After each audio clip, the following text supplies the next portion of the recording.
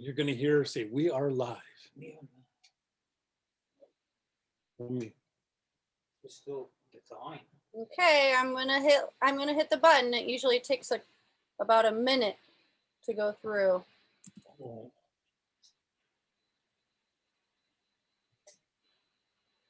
When you do it, listen, you test, you press defrost, then you press 9, and then you do it again, because that won't be enough time.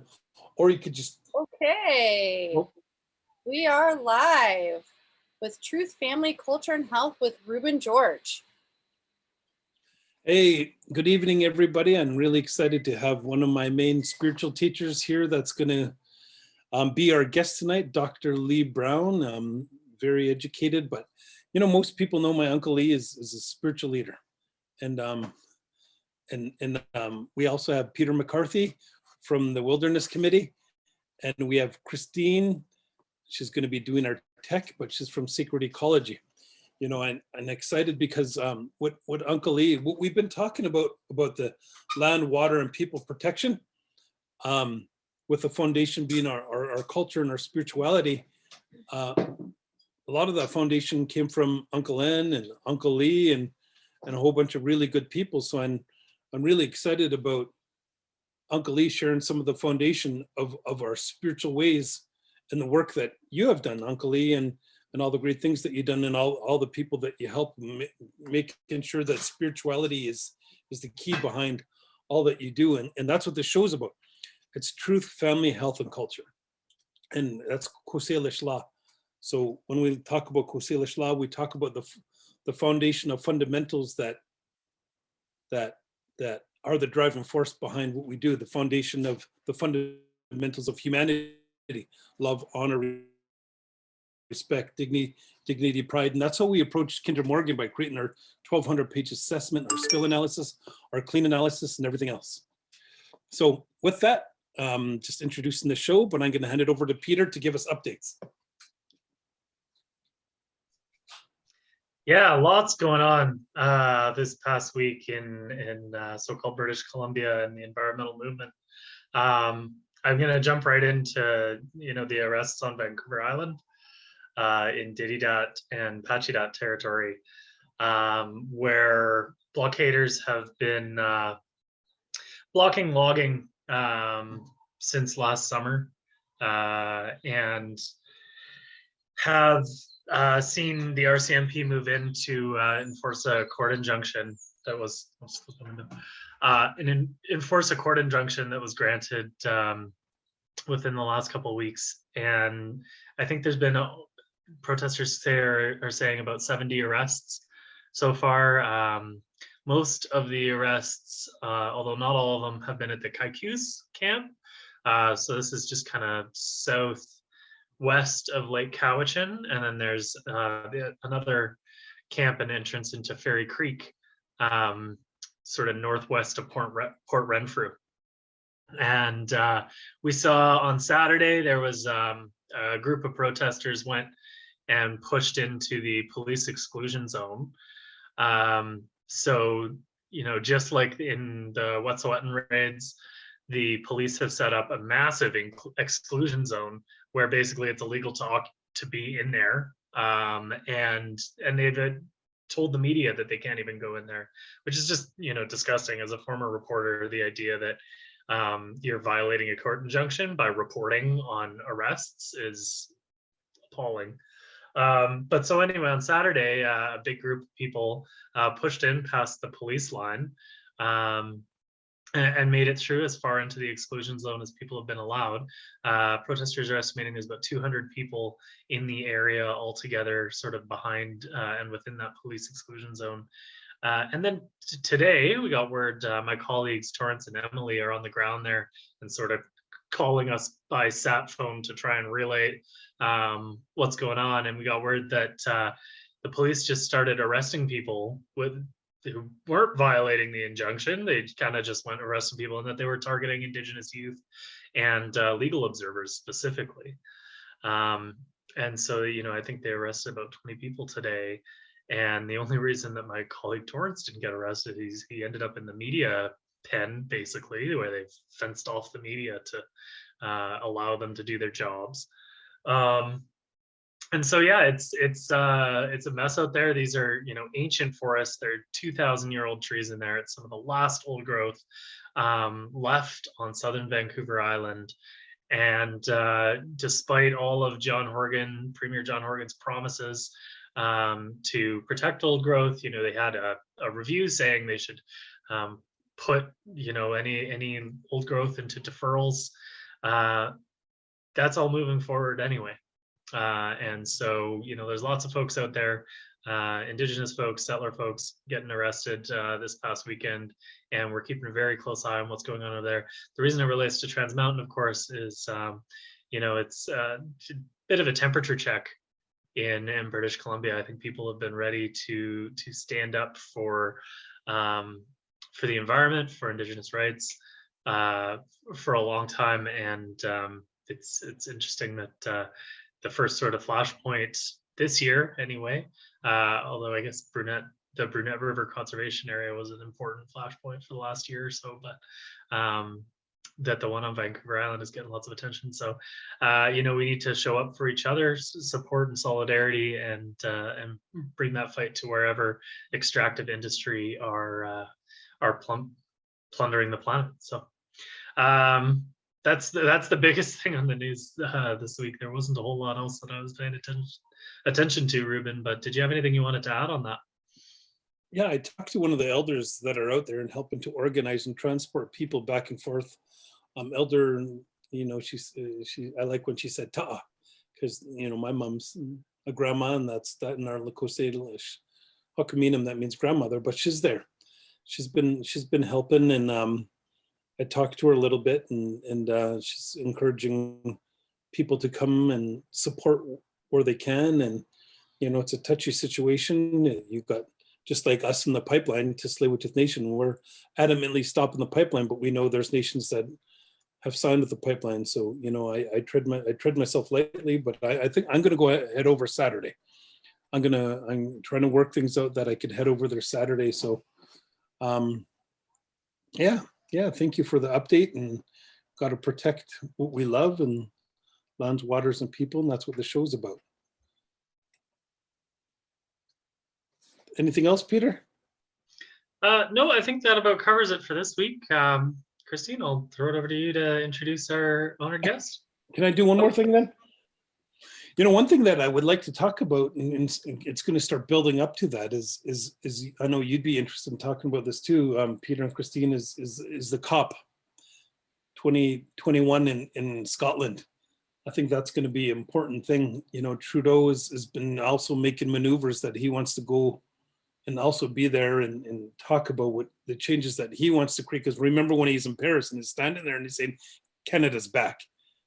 You know, but when they approved one pipeline, that they weren't going to meet their agreements, what they made in Paris for the United Nations Declaration, United Nations Conference on Climate. So maybe that's something that we could update on in the future, and I'm for sure going to go check that out too. But I just want to share that little bit, because that's going to be coming up, and those are things that we should be talking about. But yeah, Christine, we'll hand it over to you and have you do introductions for us. Oh yeah. What are the dates for that, by the way? November 12th to the 21st, I believe. Okay, cool. Actually, that'd be good for you to come too, to get some filming, because some of the people that we talked to that are going to be on the show, like the Grand Chief of the Amazonian people and the Grand Chief of the Panama Indigenous people, they're going to be there, and for sure want to invite them to be a part of your documentary, because they're doing the same work, protecting the lands, waters, and people. Awesome. Yeah, I will try to make that happen. That sounds awesome. Cool. Yeah. Speaking of my documentary, Sacred Ecology is a documentary film project, production company, and online publication about the importance of cultural and biodiversity preservation. We are featuring a new live stream series hosted by Ruben George called Truth, Family, Culture, and Health, which is the foundation of Coast Salish law. Ruben George is the Sacred Trust Manager of Tsleil-Waututh First Nation, an environmental activist, spiritual leader, Sundance Chief, and grandson of Chief Dan George. He has spent the last decade educating his neighbors in Coast Salish territory about environmental issues and leading the fight against the Trans Mountain Pipeline in Canada. Today, our special guest is Dr. Lee Brown, who is the former director of the UBC Institute of Aboriginal Health and is the former coordinator of the Indigenous Doctoral Program in the Department of Education Studies at the University of British Columbia, where he wrote his doctoral thesis entitled Making the Classroom a Healthy Place, the Development of Affective Competency in Aboriginal Pedagogy. He is the co-author of The Sacred Tree, an educational curriculum based on Aboriginal values and epistemology. Welcome, Dr. Lee Brown and Ruben George.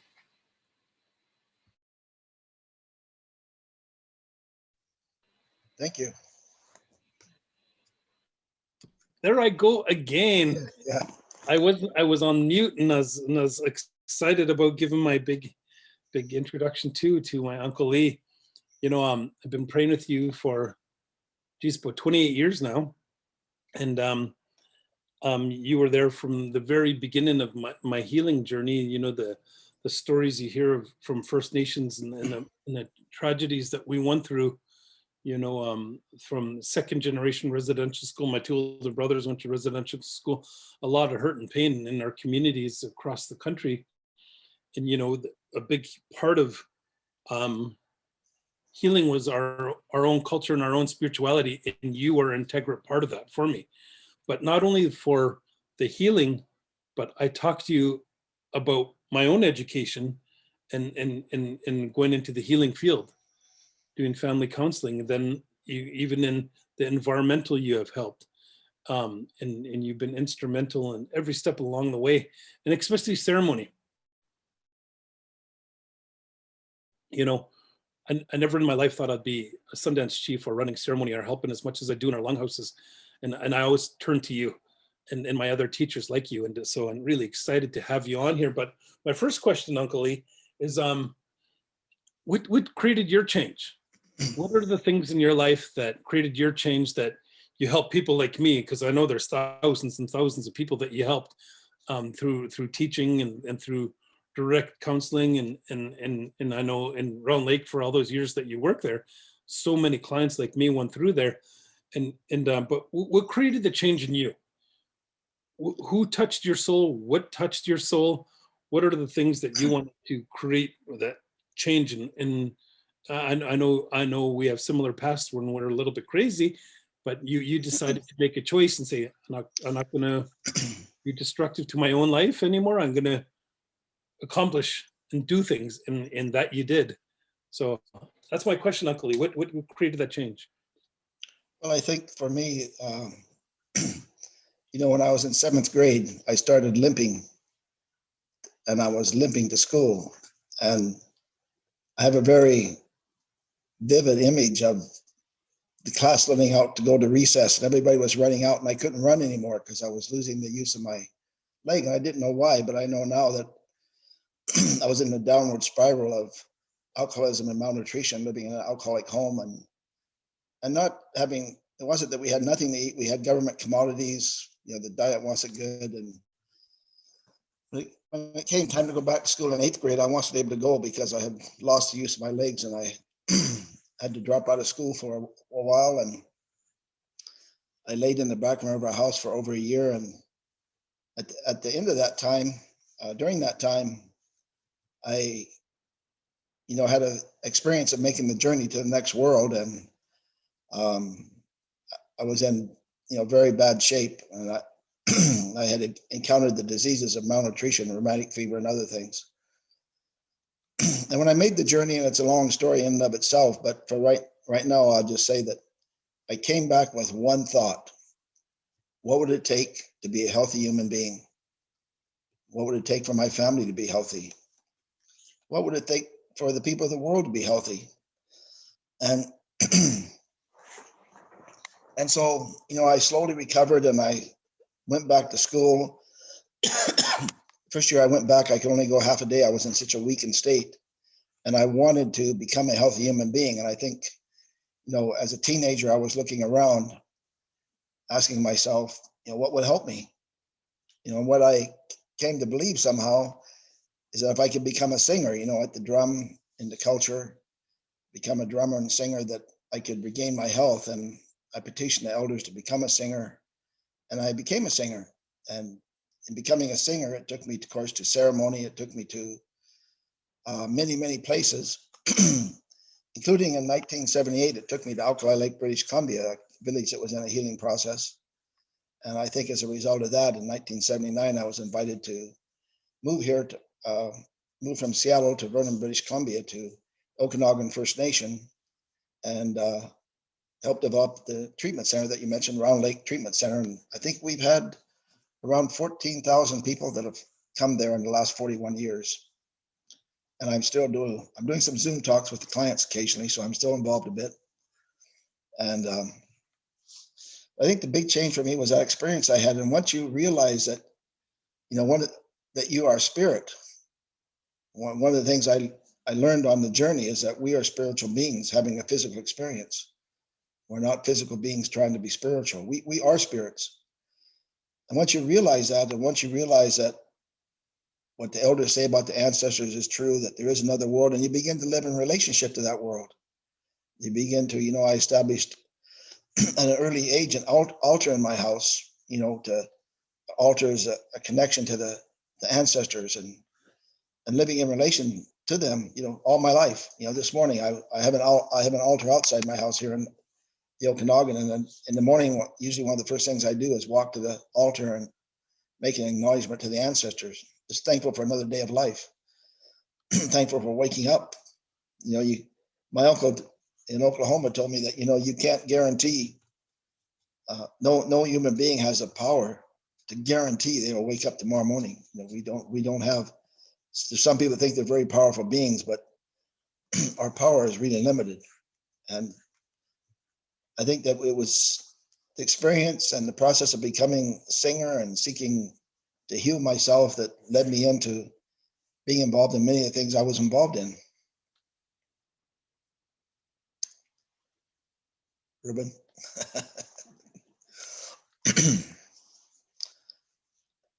I want to say I'm thankful for being here. I'm very honored. I was looking at the list of speakers you've had here on this program, and I'm very honored to be here in this program tonight. Very honored to be a speaker. I'm here as an invited guest in the Silks Nation territory in the Okanagan. And it's nice to be an invited guest.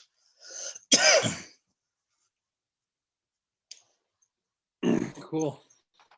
Thank you, Uncle Lee. One thing I think of a lot is you, like Papa Philane, you ended up getting a lot of education. Became a doctor and did tons of good work. And I remember once when, I don't know if you remember this, you're asking me, I said, how we are connected to the universe? Mm-hmm. And I said, how? And you said, well, the gestation period for a mother carrying a baby is 90 days. It takes the universe 90 days to rotate. And then you went on this long explanation of how we're connected to the universe. And that's what I liked. Like you recognize some of the, I guess, science behind our cultural and spiritual teachings. And like you give a teaching, and sometimes you would do that. You'd share some of the things that you learned and some things that you studied.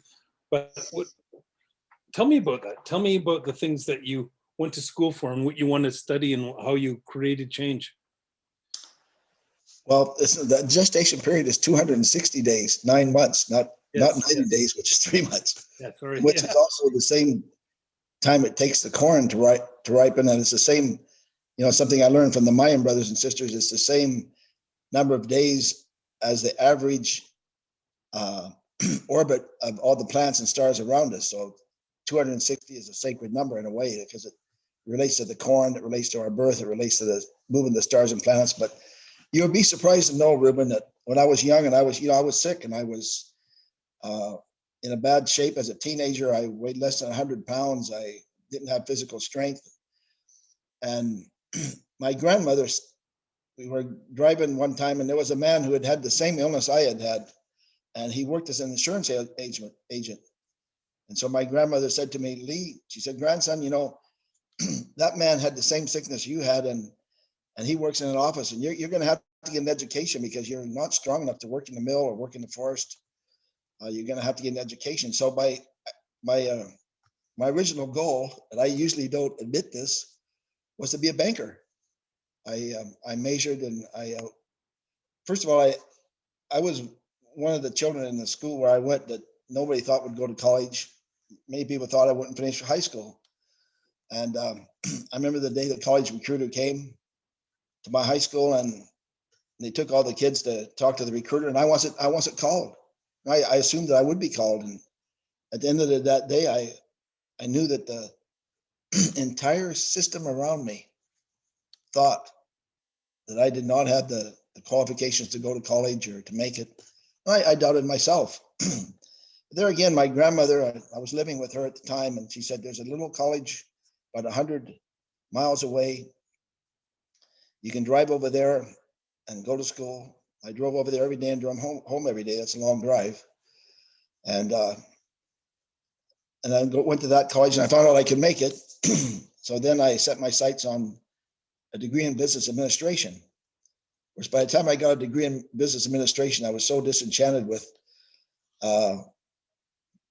business and, Keynesian economics and all that stuff I was studying, that I went in another direction. I went in the direction of education,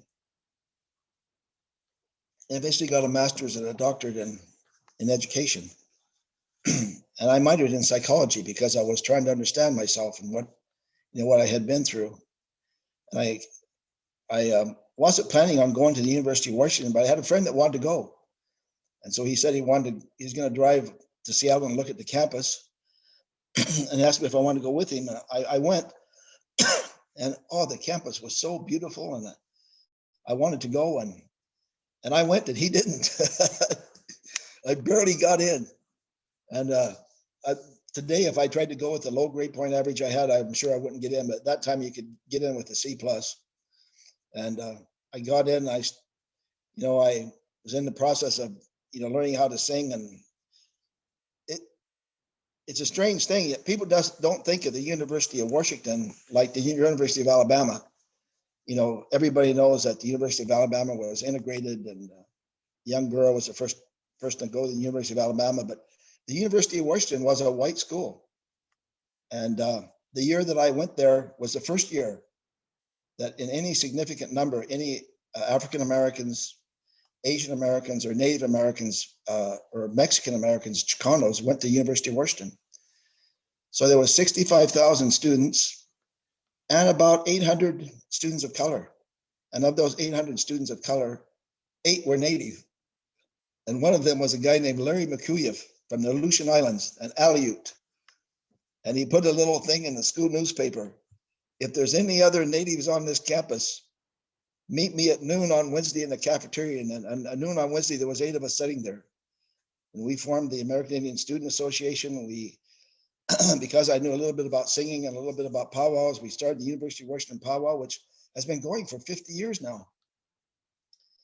I helped develop the Ethnic Theater, the Ethnic Cultural Center. I was chairman of the committee that started Native Studies at the University of Washington. When I was there, the Native Student Club wanted to have Native Studies. And when the Black students occupied the student union, which, the Seattle SWAT team were calling, it was a very tense standoff, but I went to join them. I went in there with the Black student union, and I stood with them because I knew that we would never get Native Studies until there was Black Studies. And when the Black students got Black Studies, we made a move to get Native Studies. So myself and 2 other Native men went to see the dean of the University of Washington. His name was Dean Cartwright. He was smoking a cigar when we went into his office. This was a long time ago, 1967. And we said that we wanted to have a Native Studies program, and he smoked on his cigar, and he blew cigar smoke in our face, and he says, "Native Studies is beneath the dignity of this campus. I will fight you guys to the end and make sure that there's never a Native Studies program here." And a year later, we had it. We went to every tribe in the state. I went to the governor. I was on the governor's committee at that time. We went to the governor. We put a lot of political pressure, and we brought him into a meeting with a large number of people who were in favor of Native studies. And he stood up and said, Native studies is long overdue. Well, I've been wanting Native studies for a long time. And I thought, wow, this guy has no moral character at all. I was expecting at least a fight. He gave in, he caved to the political pressure. I see a lot of people doing that in our society now on the news every day. So we got our Native Studies program.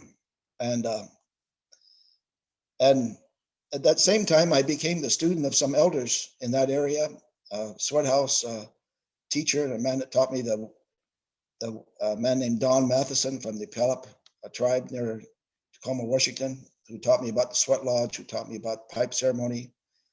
He had a teacher from Rosebud, South Dakota, and he had a teacher, was an Iroquois man from New York State named Beeman Logan. The man from Rosebud was William Swigerman or William Eaglefeather. And I began the process of getting into not just singing for powwows, but singing for ceremonies and learning those kinds of things. And I got involved in the movements of the time. One of the things that happened at that time, and I just want to give a shout out to all the people that are being arrested but sticking up for the old growth forest. I really appreciate that. I was doing that when I was young. I'm glad that you're doing it, and I'm glad you're sticking up for trees. I love trees, and I feel very close to trees. There in Seattle, when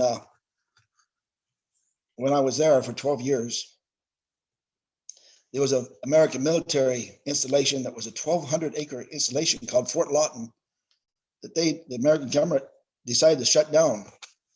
Well, that installation had been established through a treaty with the Duwamish tribe, the tribe of Chief Seattle. And in that treaty, it said if it's ever shut down, it goes back to the Duwamish people. 1,200 acres of prime land in West Seattle. And in that time, the Duwamish tribe had kind of been declared extinct, although there were some Duwamish people still in existence, and they tried to reform, and we reformed an organization with them called United Indians of All Tribes, the leader of which was Bernie White Bear. And a strange thing, I had a dream about him last night. I dreamed he was getting an award for the work he did in his life. He was getting that award in the next world. And Bernie, we decided to, this may seem a little strange, but invade the fort when it was still an active American military installation. A group of Native people invaded the fort, and what we basically did is we were having a demonstration outside the front gate, and all of a sudden we run in. And this made the world news. Natives invade fort. It's like a big joke. It was funny. People talked about it on the 6 o'clock news. But the fort went on high alert, and they're sure we wouldn't do that again, but we were able to get in a second time. Then it wasn't funny. We had invaded the fort on full alert. So then they went on even more high alert. And we were able to scale about a 300-foot cliff with teepee and teepee poles, and put a teepee up in the middle of the fort in the middle of the night. So they woke up in the morning, there was that teepee. This is the third time we had invaded the fort. It was a major international embarrassment. And anyway, an agreement was made that we would be given 22 acres of the 2,200 acre fort. So 1%, call it the 1% solution. So the Native community of Seattle was given 22 acres and some money to build a cultural site, a place for us to gather. And we were gathering there. It's a wonderful place. It's still there. It's called the Daybreak Star. And my good brother, Phil Lane, when I met him, he was there. And I met him through an spiritual experience. When I was in Don Matheson's sweat lodge at the Muckshoot Reservation when he was living there, I heard my grandfather's voice, and my grandfather's voice said, "Ask your friend Phil Lane for a book." Well, at that time, I was director of the University of Washington Native Student Program, and Phil was director of the United Indians of All Tribes program at Fort Lawton. So I knew who he was, but I didn't know him well. And but because of this dream, I went to meet him. I said, "My grandfather told me to ask you for some books." Oh, he said, "Okay, I'll give you some books." and he gave me some. And that was a start of a 50-year friendship. It's been over 50 years. And when the Native community started awakening, not saying that people weren't awake before, but I mean, when people really started looking at the culture, started being interested in ceremony, interested in singing. Phil and I were two of the young people that started traveling around. We traveled all over North America, and now Phil has went all over the world, actually, doing workshops, 20, 30 people at a time, one community, another community. And sometimes I have on my resume, I've traveled to 500 communities. That's one a month for 50 years. It's actually a lot more than that. It's one a month for 50 years, one travel a month, one trip a month. And, we just went to communities, we talked, concepts that are commonplace now, like the seventh generation and medicine wheel and four directions, even singing. We went to communities where I would sing a song. This is a Native community, and there were people in the community that in the circles that said, we've never heard Native singing before. It almost died out. Now, I doubt there's anybody in North America that hasn't heard Native singing on some place or another. But I think Phil and I played a role in, bringing people to the culture. I hope so. And so I was arrested 3 times, and I was physically accosted once. And I'm glad that I did. I'm glad that I was in 2 invasions of the fort, and I was in another Native demonstration where I was arrested. And I know that's not fun. It's not fun being arrested. It's scary. And it's even scarier if you get worked over. But I'm sure glad these young guys are sticking up for the trees and out there and doing that sort of thing. I believe that you have to stick up for your rights. And one of the things that was going on at that time was a fishing rights struggle. And being part of the young academic, Native academic, I don't think we looked at ourselves like that. We just were Native guys that had to be in college, and Native men and women. And Vine Deloria's book came out. Phil's cousin, Vine Deloria, wrote a book, first book that made it big, Custer Died for Your Sins. And I happened to be working with Vine the summer after his book came out. I was working with him for a summer. And boy, was he ever assaulted by people that were mad about that book, Native and non-Native. And all he did was state truths. There was a lake that started on fire. We would have never thought of doing that. But anyway, one of the things that was happening was a fishing rights struggle, and a bunch of us young people decided to go to the Squally Reservation and meet with the elder there. If I remember correctly, he was 104 years old when we met with him. And I think he was I'm not exactly sure of his name, so I'm not going to say it, but when we went to meet with him, of course, he was over 100. He was laying in his bed, and his whole wall of his room was law books. Ruben mentioned a man from British Columbia that's self-educated himself in the law. This is what this man did in the Squally. And he told us to grab something and hand it to him. And it was an original copy of the 1885 treaty on parchment. I mean, an original copy. And he read it to us. And he said, if people are going to go down to the river, you're going to fish and you're going to be arrested. But in time, you're going to win because we have this treaty. And that's what happened, and people went to the river. And one of the people that went to the river was my sweat house teacher, Don Matheson. He was arrested for fishing rights. And eventually it went to the boat decision. The Supreme Court made a decision, that Native people not only have a right to fish, that Native people have a right to have to fish. And some people think that's good. Some people say we lost half the fish. And we had all the fish. Now we got 50% of the fish. But I think 50% is a good idea, for justice. I was talking with Ruben yesterday about you can't have peace without justice. And in justice is, a society is just when everybody has the same possibility at becoming whatever it is they want to be. In Canada right now, that's not the case because of the Indian Act. I used an example last night of a road on the Vernon Reserve that's kept up on one side, but not on the other side, although both sides are a reserve road. But on one side, there's non-native people living at the end of the road, so the province plows it. On the other side, they won't because it's a reserve road, although both are reserve roads.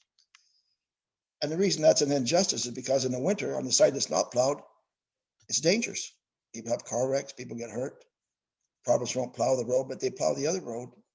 That's just a small example of one little tiny injustice. We are surrounded by injustices. And when people ask me, what would justice be in British Columbia? 50%. 50% of the land needs to be returned to Native people. 50% of the resources and the tax revenues need to go to Native people. That was our original agreement a long time ago in the treaties that were made on the East Coast. For instance, the Two Red Row Wampum Belt Treaty, that the land would be shared equally. That's what we agreed to. Equally is 50%. 50% of everything. 50% of the seats in Parliament. 50% of the governance. 50% of everything. That's what the Supreme Court said was fair. That's what I believe. And that was their original agreement, to share and live here equally. And I know a lot of people would think that's probably never going to happen, but the vote decision happened. So I was involved in a lot of things, but at one point I said to myself that the strongest and most revolutionary thing I could do was to raise a strong family. The doctors told me because of my illness, I would never have children. When your body consumes itself in extreme malnutrition, it gives up the power to have children. But I've been blessed with wonderful daughters. And I realized at one point that the most powerful thing I can do as a Native person is raise a strong Native family. And that's what I set out to do. And I think I've to some extent accomplished that. I've got allergies, so excuse me for coughing. It's not as bad as I thought it would be. So yeah, that's a little bit.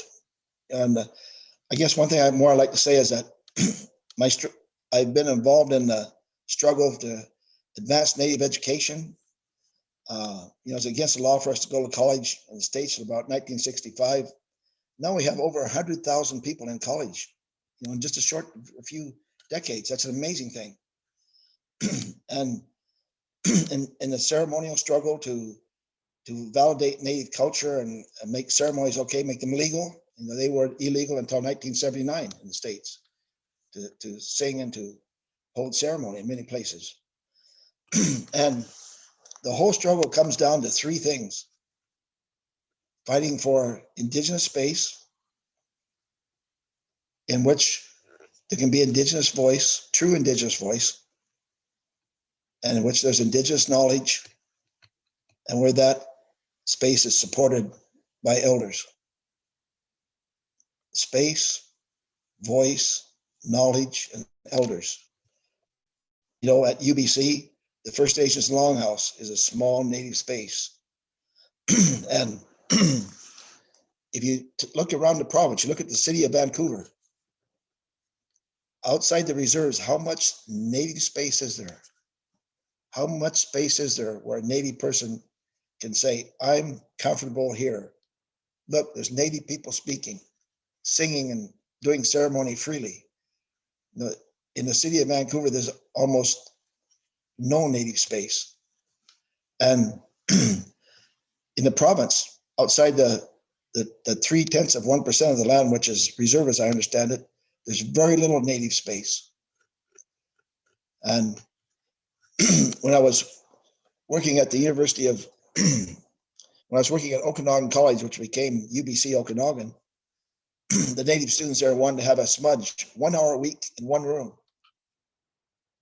Non-Native students had the college all the other time. They had dominance in every other classroom, everything that was going on. It became such an issue the non-native students were so upset that the native students were getting in the classroom for 1 hour at noon to do a talking circle and a smudge. It came to violence. The non-native students burst in the room and started punching, kicking. You know, most of the people in the circle were women. That's just an example of how hard it is in this society to have native space and native voice and native knowledge in the presence of elders. How much space is there like that? And that's what we need. If there was more of that, I think we'd have a lot healthier society.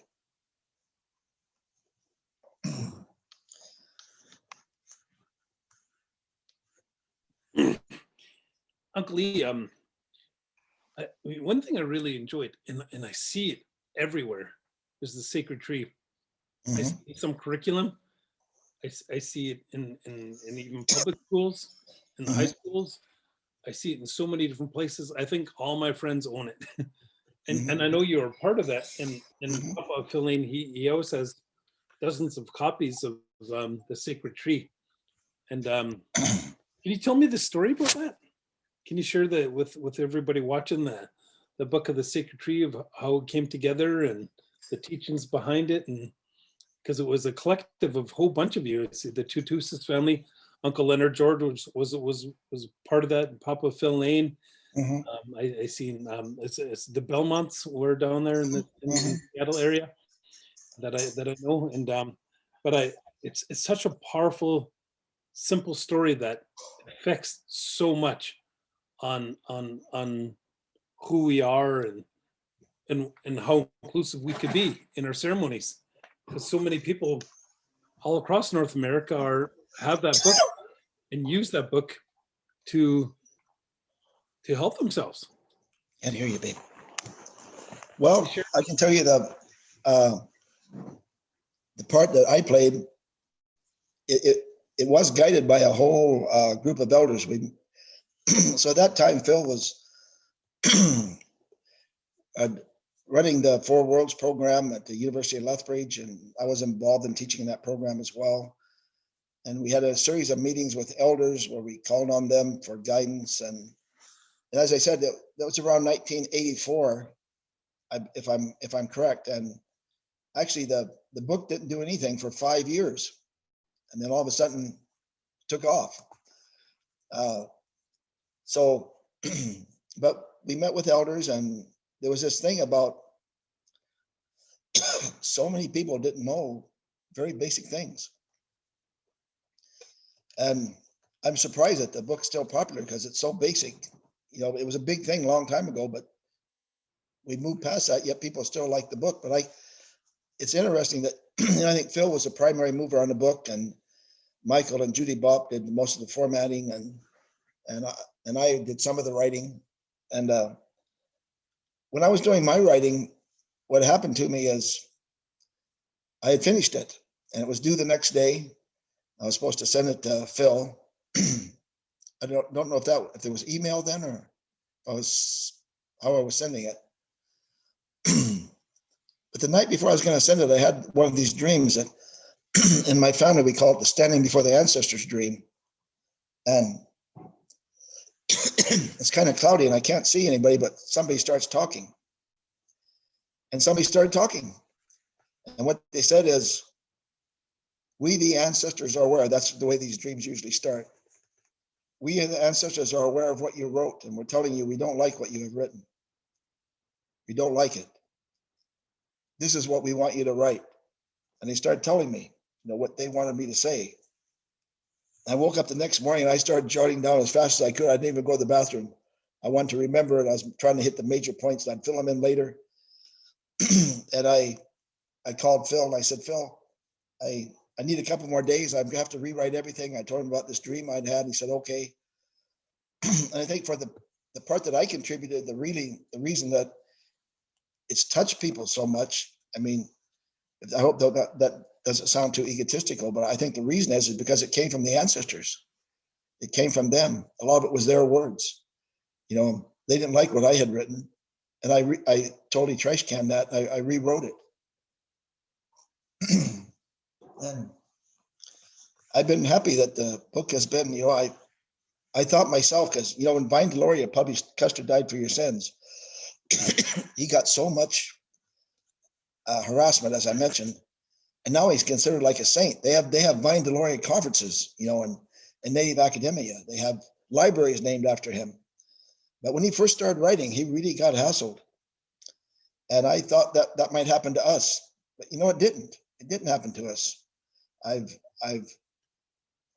hardly ever heard a negative comment, to me anyway, about the book, and it seems to have helped a lot of people. And I feel really good about that.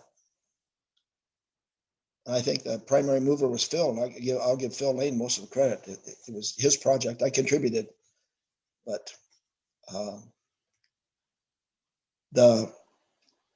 he contributed. I contributed. Them. A lot of it was stuff that we had developed doing workshops together, and we'd come up with. And when you're going to do a workshop in the community, you really want to, bring healing. You really want to say or do something that's going to help people. That's going to change lives. Bring healing to the people. And so we're constantly trying to improve the workshops, and we've been doing them for quite a few years, from around the early 70s and to the 1980s. And we put a lot of that stuff that we developed in those workshops into that sacred tree. That's cool. I like that. Curtis and I, he wanted to come listen live, and his with his daughter, but we've been to the powwow, and I remember you telling us the story about how you started that in UW, and I've been to Daybreak Star multiple times. We've been to a lot of events up there. Been to the powwow there. We did Kinder Morgan events there, Trans Mountain Pipeline events there. We did a lot of really good things there. And I was living in Tulalip, which is close to Seattle, and I used to go down and visit Phil Lane when he was there. So it's neat that I think of that. You started some of those things that we were able to be a part of. What about now? I think of you retired, but you're more busy. You're busier. You worked at UBC. You're a doctor, and what are some of the things? I know it's around curriculum development in your doctrine, and that's really neat because you could incorporate the cultural teachings in curriculum. Because my daughter was reading a study that when First Nations start reading or learning social studies in school, that their grades go down because it's degrading, because it's much more than hunter and gatherers.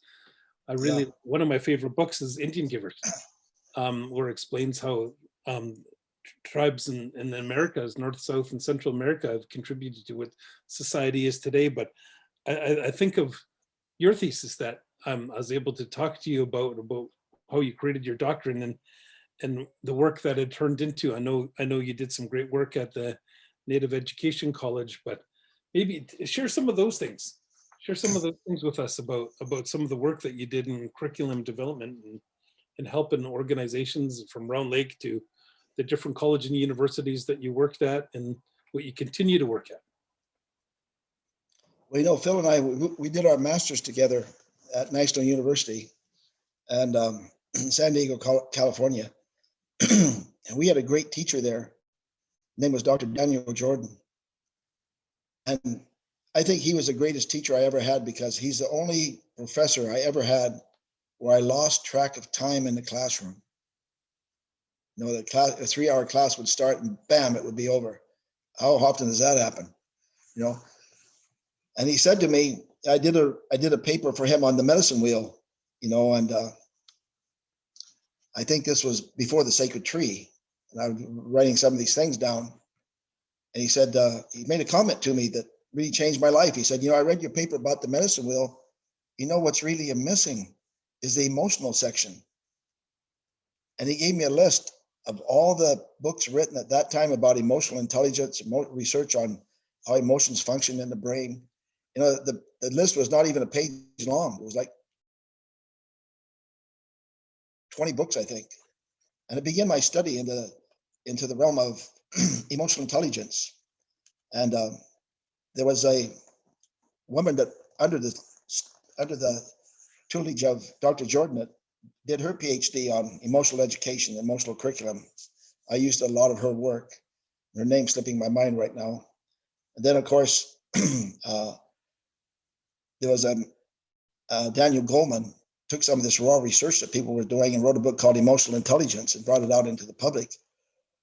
And today, of course, there's hundreds of books, but I wanted to, I observed, growing up in an alcoholic home, I have been personally present at the emotional immaturity of my own family, my own people. And at the same time, I've been with elders who seem so mature, have so much emotional maturity, which I now would say is emotional competency, that when I went to UBC, I knew that I wanted to write a PhD about emotional education. How can we educate the heart? I also believe that just from reading other writers, and that the age of cognition, the oppressive age of cognition I see is coming to an end, and the age of the heart is starting. That's why there's so much shifting upon the earth. And so, of course, when I went to UBC, to do my doctorate, I had to take the first class you take is 601, introduction to the PhD program. There's lots of things you have to read. One of the things I had to read, it said, you can do a PhD in education about anything. It said, except emotion. Don't make the mistake of studying emotion. Emotion is not a valid academic topic. That was just a few years ago at UBC, 20 some years ago. They were still teaching that emotion is not a valid academic topic. And so I had to make the argument to get a PhD committee, people that would believe in my idea of writing a PhD about how we can educate the heart. And in my research, I found that, feeling precedes thinking, both in the development of the brain. We have the brain stem, which is first. We have the emotional areas above the brain stem. Then we have the hemispheres, which is thinking. We actually feel before we think. One of the statements I made in my thesis is, you can think without feeling, but you cannot. You can feel without thinking, but you cannot think without feeling. Feeling precedes thought. The idea that we can develop people in classrooms to become emotionally competent people is what we need. You look at the violence, violence is a failure of the good heart. Violence is a failure of the good mind. The peacemaker and founder of the Iroquois Confederacy said, all violence is a failure of the good mind to be able to think and reason ourselves to peacefulness. All violence is a failure of the good heart to be able to feel ourselves to a peaceful state. And those two come together in a good voice to be able to speak in such a way that we bring peace. And right now, the heart is left out. The British Columbia curriculum for all schools in the province is nearly 100% cognitive. It's about 2% affective or emotional education right now. And I kind of think that's to some extent, I played a role in that, that the curriculum is changing. But, what you know is what you know. But what you feel determines what you would do with what you know. Feeling determines behavior. We have very intelligent people standing up in classrooms and shooting their classmates, shooting their teachers. And if you look at them, a lot of them were good students. To educate a person, but not educate their heart, you have no idea what they're going to do with the knowledge they're teaching. Essentially, we educate our children in most schools in the world right now as if they're psychopaths. We educate our children as if they're sociopaths, as if they have no emotional content. It's totally ignored. You get emotional, you get kicked out of school. You get emotional, you get asked to leave the classroom. When I would have a bad night in the home I was growing up in, I'd go to school shaking in the morning. The teacher would say, Lee, go down to the nurse's office and stay there until you stop shaking, because I was, upset. I was in fear. Scary things happen.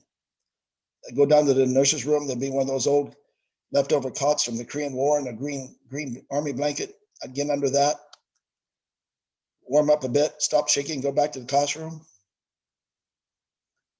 No teacher ever said to me, "Why are you shaking?"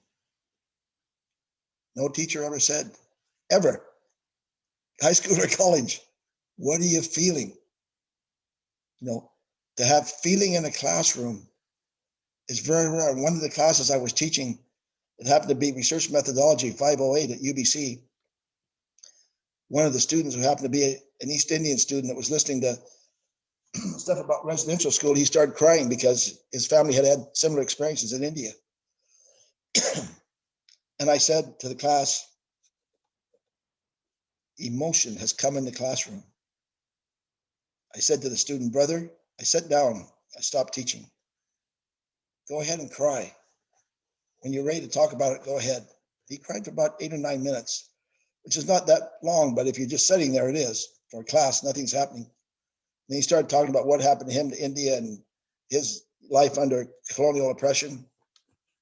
And one of the students in the classroom reported me to the dean for allowing emotion into the classroom. That's how rare it is. The dean called me and said, "Lee, what's happening in your class? You know, I hear people are crying." "Well, that's not right." I said, "That is right." That's what we need. We need to educate ourselves to have emotional skill.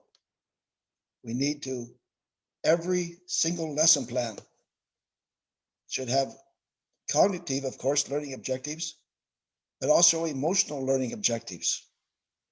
When those students are studying, you know, I remember the social class, you know, citizenship class when I was going to high school. There was one page about Native people. It was page 65, you know, and what it said on page 65 was not good. It was embarrassing, you know. And if you had a curriculum that looked at emotion, you could add, when people were reading that page, how does it feel to read that page? What are you feeling?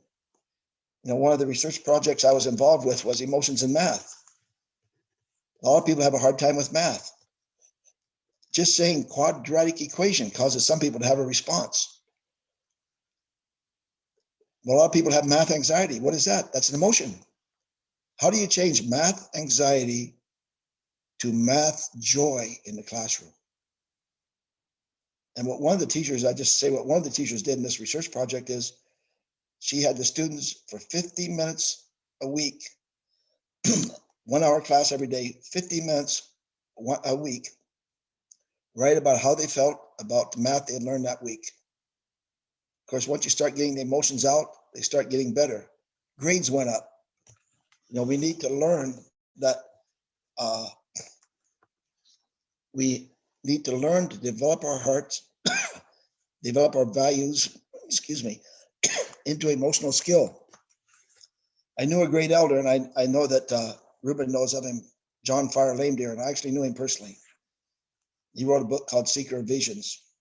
And he said one time, "We've been put in many square boxes where there's an attempt to make us powerless." And by square boxes, he meant schools. And by powerless, he meant to make us forget the fact that as human beings, we're born with a gift. You know, something we're supposed to do in life.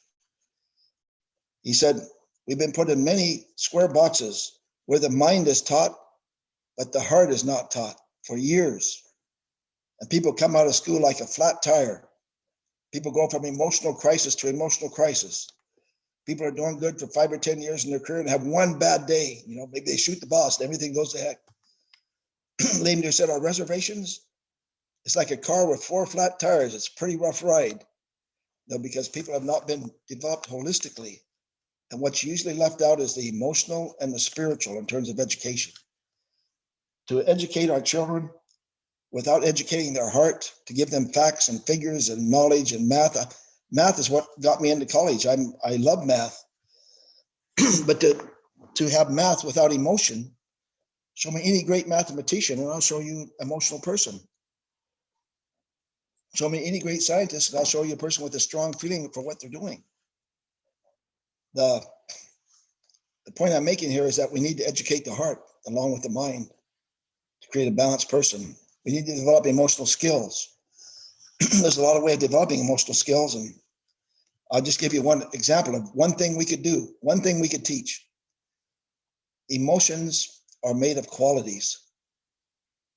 One of the qualities of emotion is speed.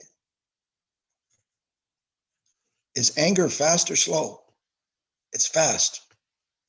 Is calmness fast or slow? It's slow. Sometimes if someone's upset and they're talking to me, I say, oh, excuse me, I'm hard of hearing. Could you speak a little slower? Every time they take a deep breath. I've slowed them down. Their emotional state actually changed, which means the biochemical reality of their bloodstream changed, which means their health changes because the heart makes decisions about what to put into the bloodstream based on how you're feeling. You're walking around angry all the time. I tell the clients at Round Lake, we have a lot of people in our community walking around angry all the time. And I tell them, you can do that if you want. That's expensive. I say, what do you mean? It's expensive on your kidneys, on your liver, on your gallbladder. You pay a price for that. You know, might be angry every now and then. If you're in danger, you need to be angry. But if you're sitting in a peaceful, calm place and you're still angry, that's emotional incompetence. That's not an emotional competent person. So speed is fast, peacefulness is slow. So I was involved in this effort at Stonewall Nation to help develop a youth treatment center that unfortunately didn't make it. It's a long story, but anyway, I was driving out to Chilliwack one day, early in the morning. I'm the only car, got my little Toyota. I'm the only car on a 2-lane highway. It's like 6 in the morning. I'm going early. One of the reasons why I go early, so I can go slow, be calm, won't be stressed, won't be full of anxiety. And at 4 o'clock today, I was already trying to get on this broadcast. I was, making sure that I'll be here on time and all that, always early. I see a truck coming. It's a big pickup. He comes up right behind me and rides my bumper for a while because he's upset I'm going so slow. We're the only 2 people out there at 6 in the morning. After a while, he shirks his truck over. He comes up, flips me a sign and goes on. Now, I know that anger is fast, calmness is slow.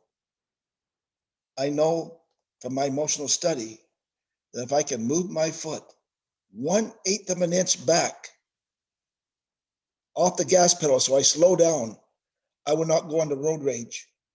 In Vancouver last month, somebody got shot and killed in a road rage incident. That's emotional incompetency. The guy that did the shooting, there's a person that did not have a program of emotional education, I guarantee you, from grade 1 to 12, because it don't exist anywhere in the world. There's some great systems of education, Waldorf, Montessori, love them, they're great. But there's no school on earth, as far as I know, and I wish I had another lifetime, I'd make it happen, where from 1st grade to 12th grade, every single lesson plan has an aspect of emotional development. We need to return to maturity. We need to become the grandparents of this land again. And one of the stories we have is that things will not be right until we are the grandparents of this land again. And to be the grandparents of this land again, we have to regain our emotional competency. And to understand that instinct becomes emotion, emotions become values, values structure as identity, identities are structured as energy in terms of what we do in the world. And to understand that one sentence is a curriculum of emotional competency. Instinct becomes emotion, that's from Carl Jung. Emotion structures as values, every tribe has a set of values that they go by. Values structure as identity, who I feel I am physically, mentally, emotionally, spiritually, and who I think I should become, my self-determination, my self-concept, my self-esteem. And that's identity. And to develop an identity, which is a healing identity, which is a mature person whose heartbeat is a healing heartbeat. I know we're past 7 now. One more thing I'd like to say. When I was studying, I read this book called The Heart Code. It's about psychoneuroimmunology. When I was young, there was a Pawnee guy that was the MC at a lot of the powwows, Pawnee man. Sometimes he'd use a big word and he'd say, oh, that's a big word. Did I say that? Psychoneuroimmunology. That's a big word. I practiced that for a week. He studied heart transplants and he studied heart transplant rejection. And, you know, when I was at UBC and I was sharing some of this stuff and talking about this, other professors would say, Brown, the heart's a muscle and that's it. There's no heart knowledge, all that stuff, that naive stuff, that's BS. There's no anything in the heart, but that's not what we believe. In this heart code book, there's a story of a 9-year-old girl who gets a heart transplant from another 9-year-old girl who unfortunately was murdered. She starts dreaming about the murder, including the name of the murderer. Dr. Purcell, who wrote this book, called that, you know, when you get a heart, you get no information on where it's from. But he knew where it was from, so he called the police station of that town. He gave them the facts of the dream. That man was eventually arrested and convicted, and he had gotten away with it. The knowledge was in the heart. That's heart knowledge. Another great thing about this book is that Dr. Purcell developed an emotional resonance test, which tests the toxicity of people's hearts. And a score of under 10 means that your heart is a healing heart. Every heartbeat, healing energy is going out. 10 to 20, not so much. 20 to 30, your emotional toxicity is starting to affect your health. 30 to 40, your emotional toxicity is starting to affect the health of people around you. Average score of a heart transplant patient, 66. I've been testing teachers and social workers in this province for about 15 years now. Average score of a teacher, 53. Where are our children going to get emotional competency? The average score of a teacher is emotional toxicity in the extreme. Average score of a social worker, 46. In over 1,000 tests, I've only had 3 that was under 10. And oddly enough, one was at the Jaybreak Straw Center. I was doing a teacher training that day for 78 teachers. And the elder was a Native woman. When she came through the door, I'm almost done here. I could see that the light went out about 7 feet on each side of her. When I saw her, I said, I want to meet her. Her score was less than 10. Just sitting by her, you get healing.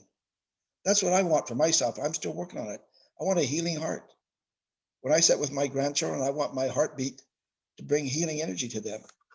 I don't want to be sitting there with an emotional toxicity test of 53. I want a healing heart. The only way to get a healing heart is to work on your emotional competency to heal. There's 2 things that need to do, the 2 pillars of emotional development, to heal the hurts of the past and to develop the emotional competencies of the future. We need to do those 2 things to have hearts that radiate, emote, that the emotion of the heart going out is a healing one. That's what I wish. If we had that. Oh, Uncle Lee cut out for a second. He explained to us that there's a thunder and lightning storm in Vernon, where he's at, Vernon, British Columbia, and he explained that he might cut out because of the thunder and lightning storm. But you know, what he's talking about is you know, both my kids went to. There you go. You cut out for a second, Uncle. Okay. Did you hear that last statement about the healing heart, wanting to have a healing heart? You just started it. Yeah. Well, that's, you know, I said that if 10% of our society were emotionally competent, the 2 things we need to do is heal the hurts of the past and develop the emotional skills of the future. Skills like knowing that speed is a part of emotion and that by slowing down, you change your emotional state. The emotionally competent person is a person that can choose the emotional state that's the healthiest for them at that moment. To know that just to know that emotions are a choice. And just to know that you're responsible for your emotional state. Those 2 things would be a great accomplishment. Many people don't know that. You know, that many people in our society haven't even thought about emotion. I was hiring a bright young PhD student for one of the research projects at the Institute of Aboriginal Health. She just got her PhD. I said to her, this research project, you know, it's on the east side of Vancouver, but it involves the emotional aspect of looking at people's emotional health. Oh, she said emotions. I've never thought about those. Just got a PhD. You know, never thought about emotion in her life, in her education, in any classroom she's ever been in. If we could just get people to know that you're responsible for what you feel and that you choose, it is a choice you make. Emotions are always a choice. Those two things would be great. So I'll stop there, and I don't know if there's any questions or. Yeah, you know, I experienced that with my own kids. They were both in a private school close to Seattle. Mhm. And they only did 2 hours of physical education a week because that's all they're required to. What they focused on was academics. Mhm. And you know, my son Peter, and Mhm. he was grade 2. And I got called to the principal's office. He said, "Your son's in trouble." And I got there and I said, "So what happened?" And the principal started telling me, and I said, "No, I'm asking my son." That's what happened. He goes, "Dad, I'm not a robot." He said, "Please don't make me a robot." They do everything the same. They go to the bathroom the same. They go to recess the same. They do everything the same. And he goes, "I don't want to be a robot. I want to be myself." And it was really strict in teaching the academics. It was so strict. Like Kaya finished, and she graduated at 15, started college at 16, and you know, every single one of those kids, interestingly enough, took political science and business. Is wealthy families and politician families, and you know, it was a big difference in what they taught in the public school, which is way more of what you're saying is disconnecting from the heart. And you know, they're telling them what they're capable of doing, and that's making money and being a politician, because all those kids, 32 of them, took political science and business. So that's what they were doing. But one thing I think about when you're talking, and I hope you look into this, because I think a lot of the tribes in the States, because that's the National Indian Education Conference is huge. And I know I sat in this one workshop with a Navajo teacher, and he's teaching kids, and 80% of his students were failing, and they're all tribal kids, First Nation kids. And he took his curriculum and changed it to 100% Navajo theme. Every science experiment in the science class was a Navajo theme. Within 6 months, 80% were passing. Then he got to almost all of them were passing. Mhm. And even all the language teachers, from Hokaminam here all the way to Navajo language, Cherokee language, they all talked. And they found that kids with speech impediments speaking English did not have a speech impediment when they spoke their own native language. Mhm.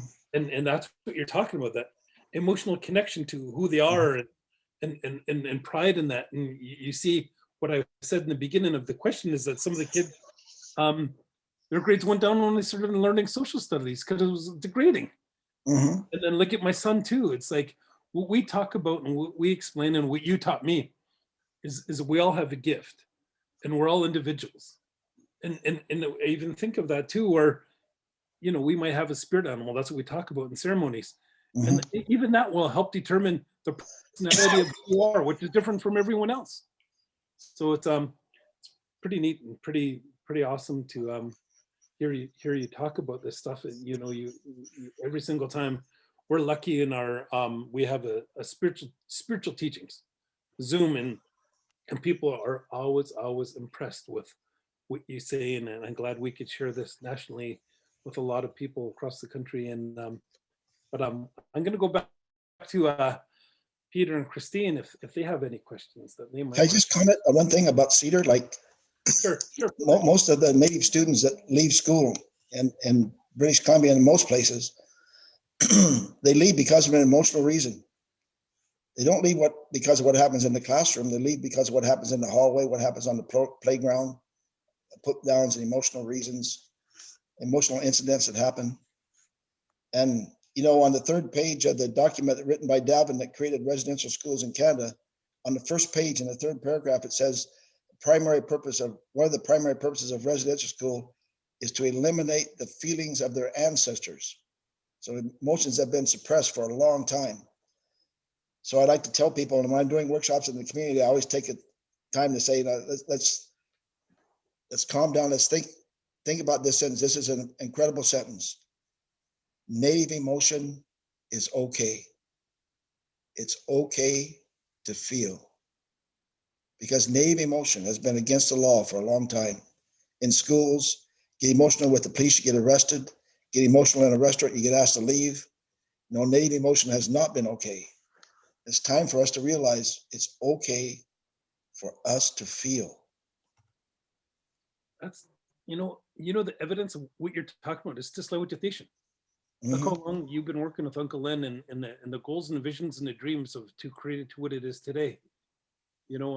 At 30 years ago, we had one secretary and the chief, and that's all we employed. Now we went to under 5% unemployment, went to a 0% unemployment at one point. And it's all about healing. It's all about, we're not perfect yet, but we're moving in that direction. And that was incorporating these values of what you're talking about. So that's evidence. Peter, or I know we only have 15 minutes, but the information we're hearing is just amazing. If either of you have a comment, that'd be great. Yeah, I have a question from someone on Facebook for Lee, and it says, what do you think are some of the factors that will contribute to resilience in our young Indigenous kids in the Vancouver kindergarten through grade 12 school system? What are some of the factors that will create resilience? Yeah. Okay, well, resilience relates to will. And emotions are expressed through will. And all emotions in my theory of emotions, and there's a lot of theories, but to me, all emotions relate to what we're becoming, what we want to become. And to become that, we need resilience, which is an expression of the will. So one of the examples I use to explain this is, when children are born, they're moving. Pretty soon they're crawling. I have a granddaughter that's was crawling at 5 months, and pretty soon she's going to come to what I like to call the day of the chair. This is just an example that relates to resilience. Children start crawling, they start walking, and one day they look at the chair. Now, as a grandfather, if I'm present when the day of the chair comes for my granddaughter, as it came from all my daughters, I have two choices. I can say, hey, don't climb on that chair. You're too young. You might hurt yourself. What's going to happen? Crying. There's going to be a fit. There's going to be negative emotions because I've stopped her becoming at a very important moment. The cutting edge. She was on a cutting edge of trying to do something she'd never done before. I know those cutting edge moments should repeat. I'm still having cutting edge moments in my life, and I'm past 70. They should continue, but if I get down on the floor and I say, oh, my granddaughter, I see it's the day of the chair. Let's see if you can make it. She's going to go, oh. She's going to get excited. The big guy in the house is on my side. I said, yeah, I'll help you. If you fall, we'll try again. So when people get negative messages like that textbook, that social studies textbook, where they're stopped, when people are told that they're not going to amount to anything, when people get negative messages about themselves, about the way they look, about their physical appearance, all those require resilience to keep going. And the degree to which people can do that relates to the processes of the will. And the processes of the will are the ability to set goals, move towards goals, achieve the goals, and establish new goals. And the really important thing in that is that beyond those goals, you have objectives, and beyond the objectives, you have a sense of vision or ideals of what you can become. And a great educator named Alfred North Whitehead said that he thought that the greatest failure of schools in the last century was the failure to implement ideals, which in our Native community, we would call a sense of vision. If people have a sense of vision as to what they're moving towards, the little problems, you're able to work through it because you're focused. But if you lack vision, in some sense, it's really great if the parents can give their children a sense of vision of what they can be, of constantly being affirming their intelligence and that they can become, you know, mental and emotional intelligence, and they can become something that they want to be. And so that the will can be focused, and the processes of the will to set goals and achieve them can continue to occur. And actually, I find a lot of our people have incredible resilience. A lot of people get defeated by the school system. A lot of the sicknesses we have in the world. Another thing that Lame Deer said a lot of the sicknesses that we have in the world come from the classroom, the way we're educating ourselves. And we're educating ourselves out of balance because we're not educating ourselves holistically. But anyway, I hope I'm answering that in a way it can be understood, that it relates to the processes of the will, which if you had a curriculum of emotional education, because will is the expression of values and values are emotional energy, that would be part of the curriculum. It's so interesting. Does that make any sense? Yeah, it does. 100%. It makes really good sense, because I think of the society that we live in today, where even in media, our government, where we're in school and they're told us, taking away our individuality and telling us how to think, what to do, how if we're going to be successful or not.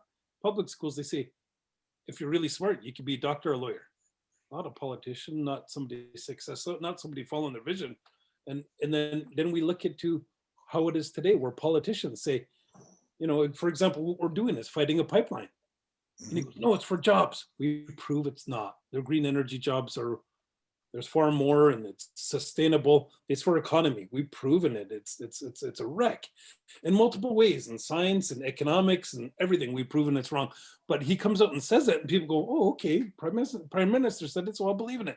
Taking away our individuality, have vision to project that the weather's changing, that it's horrible. There's global warming. There's fires that are where there shouldn't be. There's ice caps melting. The whole world's changing, but they still hear what he is saying.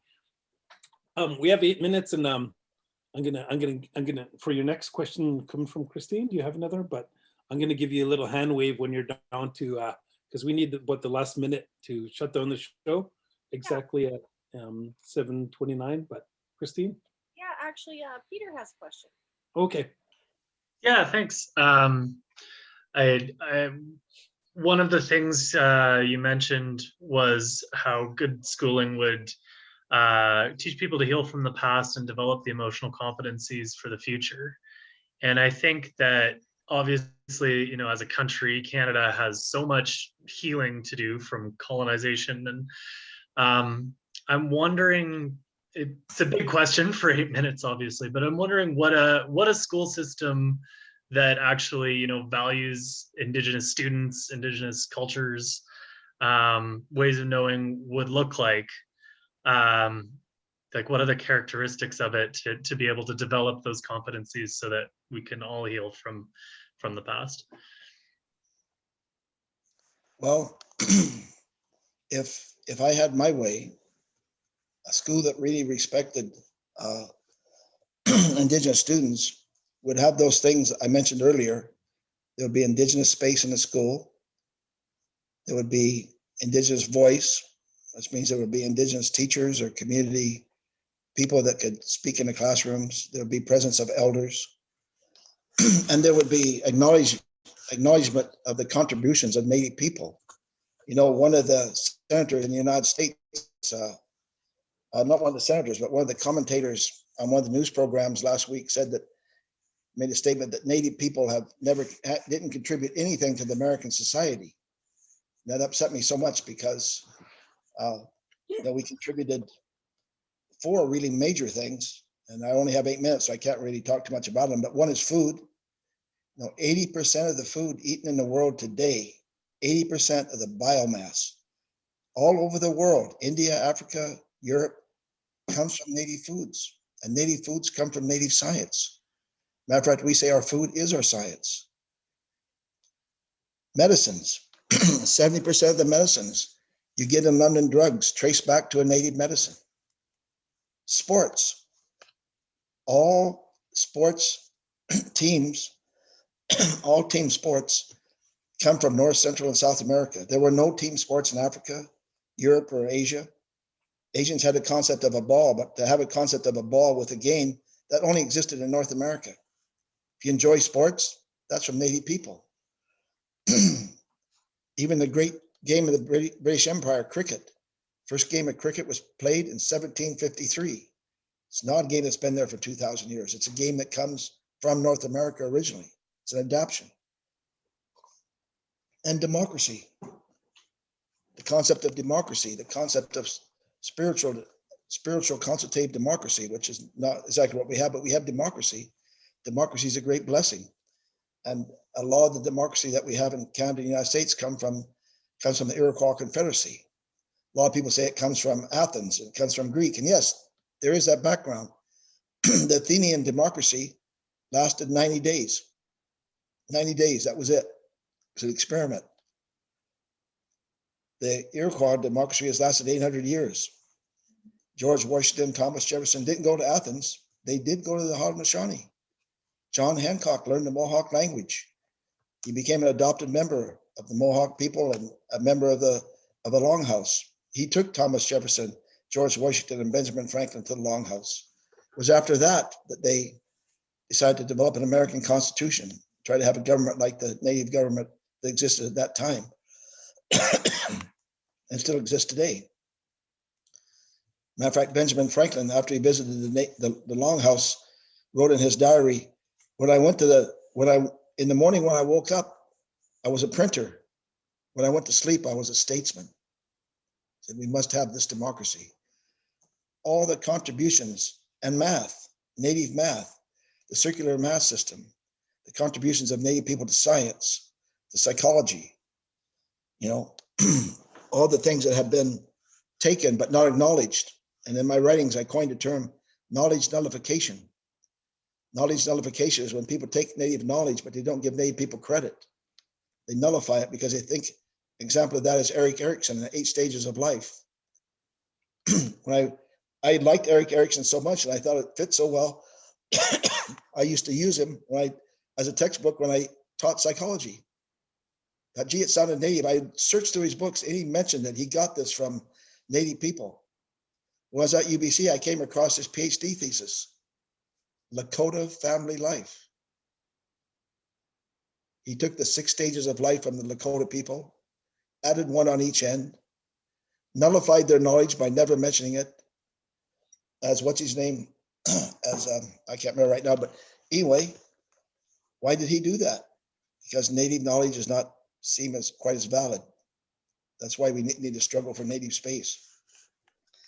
I would have a school system and where elders are present, where we need to, in my mind, we need to start thinking of the teacher as healer. The teacher as healer. I do a lot of teachers workshops. I just did a Pro-D day for a university. I had 180 people in the workshop. And I know teachers are overworked. It's time to start thinking of the teacher as a healer, because children come into school the first day of first grade hurting so bad, it's never dealt with. 9th, 10th, 11th grade, they quit. They've been sitting in the classroom hurting for 9 years. Nothing was done for them. Okay, with that, I'll say all my relations. Thank you for inviting me tonight. Thank you, my uncle, Dr. Lee Brown. A lot of beautiful words. Thank you, Peter, Wilderness Committee, and I hand it over to you, Christine, for send us out from Sacred Ecology. Again, thank you so much. It's so beautiful. And anybody who missed the whole talk, you can watch it on Sacred Ecology. So I hand it to you, Christine. Send us out. Thanks, everyone. Bye. Thank you. Thank you, Peter and Christine.